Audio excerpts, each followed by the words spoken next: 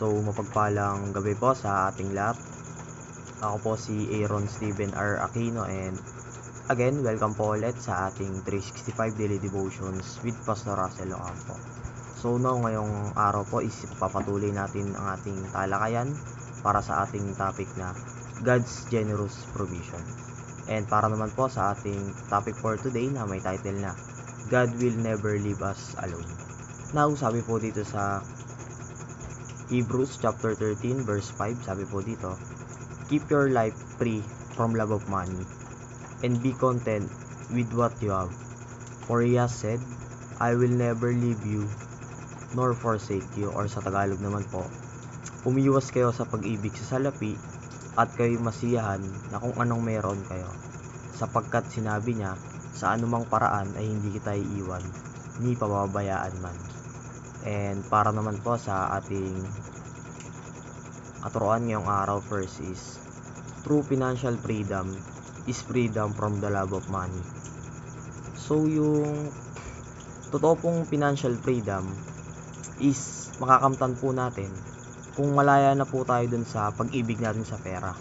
Kasi marami sa atin yung definition ng financial freedom is kung natutustusan ba natin yung ating mga pangangailangan at mga luho sa buhay gaya ng mga bayarin or wala tayong utang.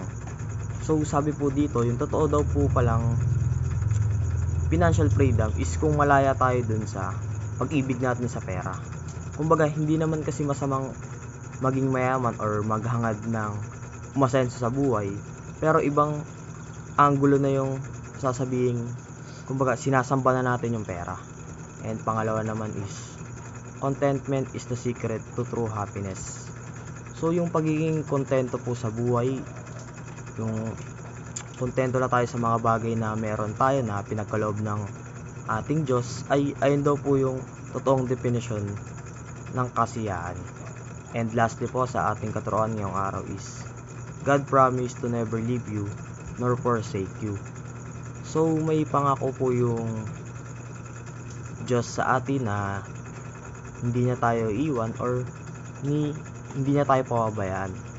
Kasi nga, kung kontento na tayo dun sa mga meron tayo sa buhay at pati na rin sa mga biyayang binibigay ng Diyos, meaning malalayo na tayo dun sa kumbaga pagka natin sa pera.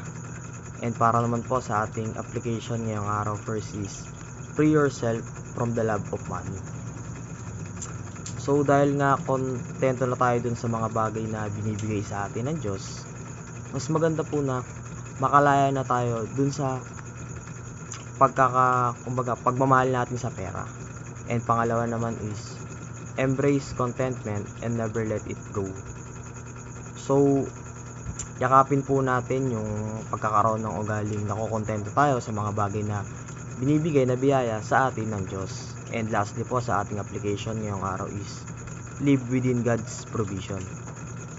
So mamuhay po tayo doon sa mga salita at mga biyayang binibigay sa atin ng Diyos at umiwas nga po tayo doon sa pagmamahal sa pera.